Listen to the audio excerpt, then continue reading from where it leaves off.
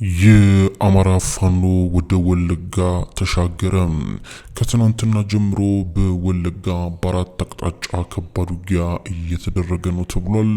የፋኖ ኃይሎች ገስግሰው 3 ወሳኝ ተራሮችን መቆጣጠራቸው ተነግሯል።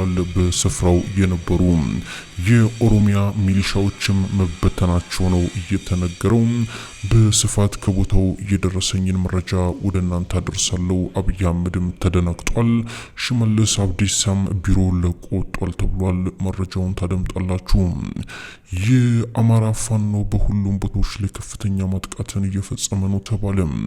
በተለይም ደግሞ ዛሬ በተደረገ ውጊያ ከ22 በላይ የነፍስ ወከፍ መሳሪያዎችን የፋኖ ኃይሎች መታጠቃቸውንም ለማረጋገጥ ተችሏል። መረጃውን በዘገባዬ ውስጥ አካትቼዋለሁ። ጤና ይስጥልኝ የተከበራችሁ የአዶኒ ኒውስ የዩቲዩብ ቻናል ቤተሰቦች፣ ለሰዓቱ የተመራረጡ መረጃዎችን ከአራቱም አቅጣጫ አጠናክሬ ወደ እናንተ መጥቻለሁ። ለሚዲያችን አዲስና እንግዳ ከሆናችሁ ሰብስክራይብ እያደረጋችሁ የደወል ምልክቱን መጫን እንዳትረሱ እንላለን። እስከ መረጃው ማብቂያ ድረስ አብራችሁን ቆዩ። ዛሬ በአማራ ክልል የተለያዩ ስፍራዎች ላይ ውጊያዎች እንደቀጠሉ ናቸው።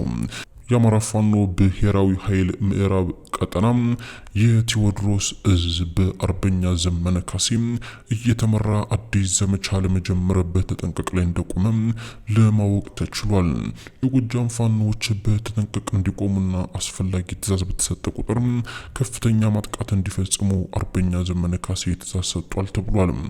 በጎጃም ምድር በተለይም በአገው ምድር ክፍለ ጦር ዛሬ በተደረገ ውጊያ ከ22 በላይ ክላሽንኮቭ መሳሪያ በፋኖች እጅ መግባቱን የተነገረው የአማራ ፋኖ ብሔራዊ ኃይል ምዕራብ አማራ ቀጠና ቴዎድሮስ እዝ ጎጃም አገው ምድር ክፍለ ጦር የ10 አለቃ ኤፍሬም አጥናፉ፣ ቢትወደድ መንገሻ፣ ቀኛዝማች ስሜነ ደስታ፣ ቲሊሊ ዘንገና እንዲሁም ጊዮን ብርጌዶች በጥምረት በመሆን አምሳላታ ተራራ ላይ ከመንግስት ወታደሮች ጋር ተፋጠዋል ተብሏል።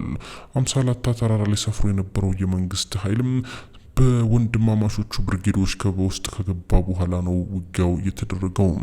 ውጊያውን የከፈቱት የፋኖ ኃይሎች ሲሆኑ በዚህም ሁለት ምሽግ በመስበርም በመንግስት ወታደሮች ላይ ጉዳት ስለማድረሳቸው ገልጸዋል። ወጣቱ የጥር መሪ የጎጃም አገው ምድር ክፍለ ጦር አዛዥ ኮማንዶ ደሞዝም በመሩት አውደ ውጊያ የመንግስት ወታደሮች ላይ ከፍተኛ የሆነ ቁሳዊና ሰብአዊ ኪሳራ ስለመድረሱ ነው የተነገረው። ከጠዋቱ 3 ሰዓት ከ10 እስከ ቀን 7 ሰዓት ከ50 ድረስ በወሰደው የ4 ሰዓት አውደ ውጊያ ጀብደኞቹ የውጊያ ስፔሻሊስቶች ወንድማማቾች ብርጌዶች በተሳተፉበት አውደ ውጊያ የመንግስት ኃይል ዙ 23 እና ሞርተር ድሽቃን የተጠቀመ ቢሆንም የጎጃም አገው ምድር አናብስቶች በሰው ቁመት ልክ የተሰራውን 2 ምሽግ በመስበር በመንግስት ወታደር ላይ ቁሳዊና ሰብአዊ ኪሳራን ማድረሳቸው ታውቋል። በዚህም መሰረት 22 ክላሽንኮቭ መሳሪያ፣ 1988 የክላሽ ተተኳሽ፣ 742 የብሬን ተተኳሽ የተማረከ ሲሆን 28 የመንግስት ወታደር ወደ ላይኛው ስለመላኩ ወይም ስለመደምሰሱ ነው የፋኖ ኃይሎች የገለጹት። ከ30 በላይ የመንግስት ወታደሮች ቁስለኛ በመሆን ወደ እንጅባራ ሆስፒታል ስለመግባታቸው የፋኖ ኃይሎች የገለጹ ሲሆን በመንግስት በኩል ግን ጉዳዩን አስመልክቶ እስካሁን የተባለ ነገር የለም። የሆነ ሆኖ የአማራ ፋኖ ብሔራዊ ኃይል ምዕራብ ቀጠና የቴዎድሮስ እዝ አካል የሆነው የወለጋ ክፍለ ሀገር ፋኖ እዝ ወይም ቢዛሞ ክፍለ ጦር በአሁን ሰዓት ላይ በፈጸመው ከባድ ማጥቃት በወለጋ በርካታ ቀጠናዎችን እየተቆጣጠረ መሆኑ ተነገረ።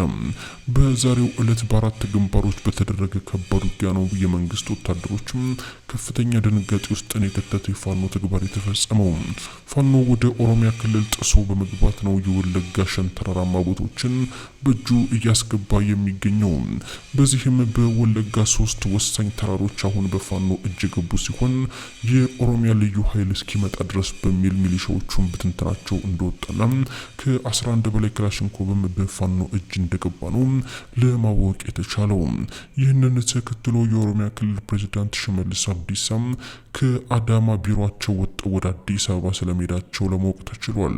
አድማጭና ቤተሰቦቻችን ተጨማሪ መረጃዎችን አጠናክሬ ደግሞ ወደ እናንተ እመለሳለሁ። አዶኒ ኒውስ የዩቲዩብ ቻናልን ሰብስክራይብ እያደረጋችሁ የደወል ምልክቱን በመጫን ቤተሰብ እንድትሆኑ ጠይቃችኋለሁ። ዳግም በሌላ መረጃ እስከምንገናኝ ድረስ ሰናይ ቆይታን ተመኘው።